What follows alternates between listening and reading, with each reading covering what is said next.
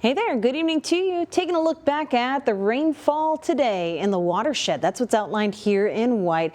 I zoomed it in a bit closer so you can see some of the colors of radar estimated rainfall within the northern portion of the watershed. So we continue to have rainfall, at times very heavy in the hill country, not ideal.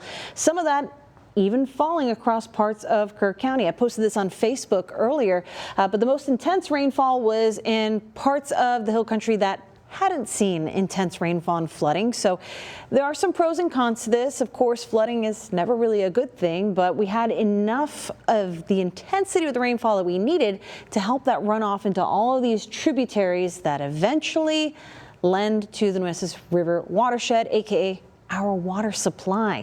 So we were off the charts here. Some of these radar estimates, 10 inches of rainfall just today. Now, we didn't see much locally, but like I said, hopefully that'll make its way down the waterway. We have had some rainfall over the past month or two, but not much of it has made a significant impact in the watershed.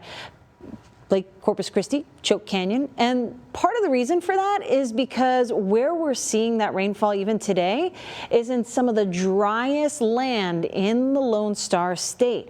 We've got exceptional, extreme, in that brighter shade of red, drought across the heart of Texas. And unfortunately, it's pretty much a bullseye for our watershed. So if we have more good drinks of rain in the watershed, this will slowly chip away at it, but it's going to take time. We didn't get here overnight, so we're not going to get out of it overnight either. So we'll continue to look for some rain up that way as we head into the week, but I don't think we'll see any here locally, at least not anything that'll make a real impact. We had a few showers across Duval County earlier, but really that's about it. We're kind of in a just very humid and hot weather pattern. So you'll notice tonight still feels like those middle to upper 90s along the coast, feels like lower 90s for some of the more inland neighborhoods. 83 in Corpus Christi feeling like 94, 84 in Kingsville feeling like 92, and even 83 degrees in San Diego feeling like 90 degrees right now. So it's definitely summer here in the coastal bend.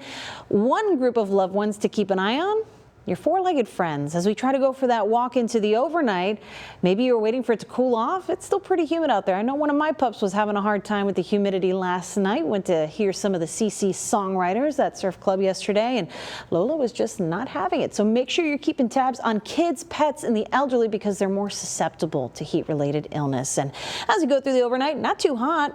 We'll be in those lower 80s as we head into your early Tuesday morning. I think bottoming out near 80 degrees to start our Tuesday morning. But what about the afternoon? We are going to be feeling like those triple digits. So please make sure, again, you're focusing on hydration. Maybe limit your time outdoors if you don't have to be out there in the mugginess. Maybe help yourself out and spend more time in the AC. Saharan dust makes a repeat in our forecast. A couple of batches circulating around the Gulf. It's not going to be anything overly problematic, but you might feel a little stuffiness, and it will help to keep our forecast a bit drier. But that is getting swirled around the Gulf because of high pressure upstairs. However, this high pressure, that's our friend. It's also helping to keep tropical trouble, or the potential for it, away. There's a disorganized group of thunderstorms off the east coast of Florida, and that high is going to whisk it right across the peninsula, but into the northern Gulf. And there's a better chance of development with that, but I still don't think it's a problem for Texas. I don't like to show the pasta this early, but the spaghetti model's following the thinking here, following that high pressure. So should not be a problem for Texas at this point. If anything, some rough seas out there. So something to keep in mind as we head on into the weekend, and you might have some beach plans. That's what we're talking about. Next name on the list is Dexter. So hopefully Dexter is not a problem for us or for anybody else. We are going to be looking at heat as we head all the way into next week.